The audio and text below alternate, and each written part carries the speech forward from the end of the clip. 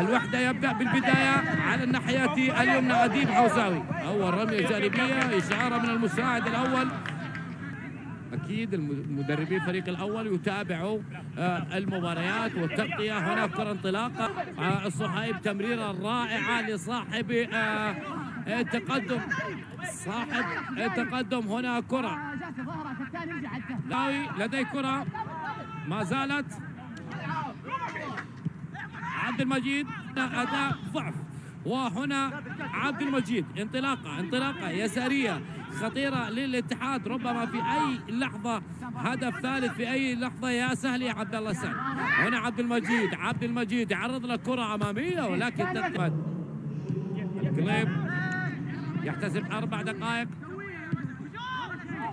عند كرة الاتحاد أقرب على هدف ثالث، قريب جدا الاتحاد على هدف ثالث، والتسديدة محترف الاتحاد القادم.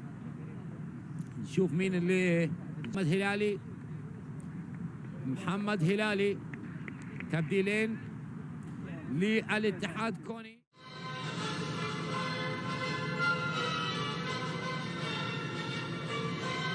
اللي نتمنى له الاستمرارية هو الزملاء الشباب. نعم، موهبة اللي يعني اللي سجل 20 هدف يا رجل. تعاون سكري القصيم او الذئاب هذا اللقب المحبب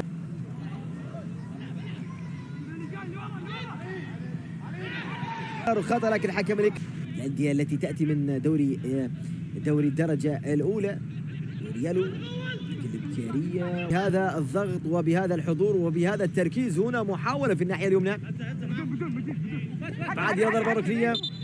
رجب مدفلاتة، يوسف رجب، جدعاني او هذا اللاعب الخطير اللاعب عبد المجيد عياش.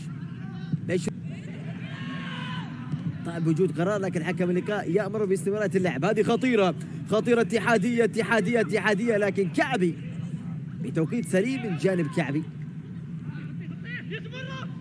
يوسف رجب يلعب الكرة